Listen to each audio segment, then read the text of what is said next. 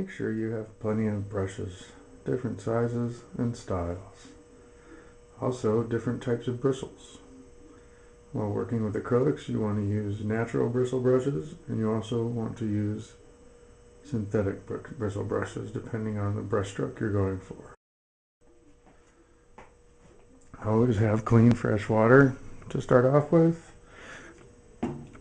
I like to have 2 cups, one for light colors, one for dark colors.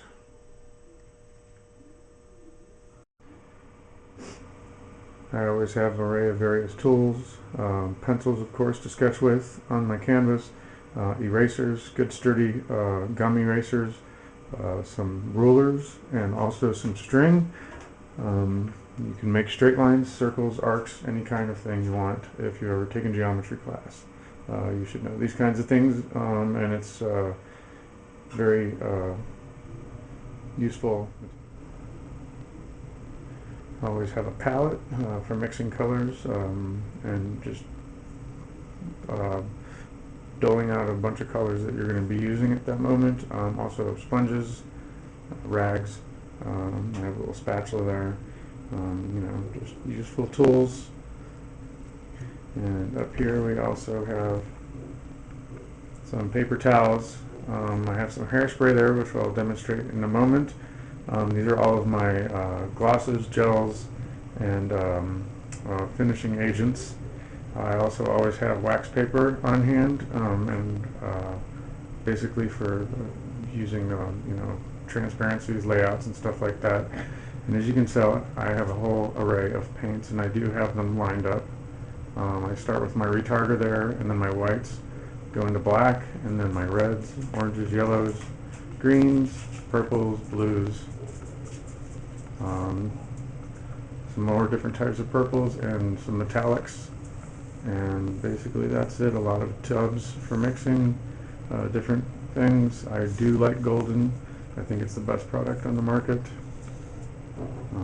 But this is my setup here. This is my studio, and this is how I paint.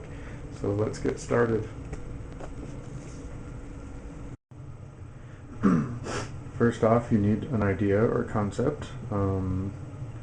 My idea here in this painting is duality, yin-yang, what have you, spirituality. The title of this painting is So Below as Above, and you see it's just basically a mirror image, and we'll get into the hows and whys of that later.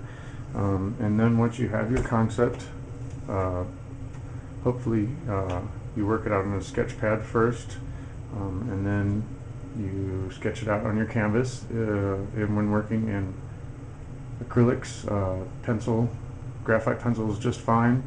You want a thin lead to start off with, and not too heavy, because it becomes too much to erase if you have to erase too much, and it can stretch your fabric of your canvas, and that's never a good thing. So basically we have our concept drawn out, sketched out on our canvas, and at this point I will demonstrate what the hairspray is for. As when we start painting, if you just leave the graphite pencil on there as it is, it will start smearing and running into your paint, darkening it, messing up your sketch and whatnot. So hairspray is just a little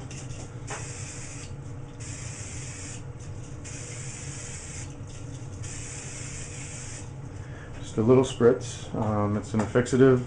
It's way cheaper than any affixative you're going to buy at an art store, and it works very well, but you only have to use just a little bit. If you use too much, it's going to run, and it's going to take all the pencil with it, and you don't want that.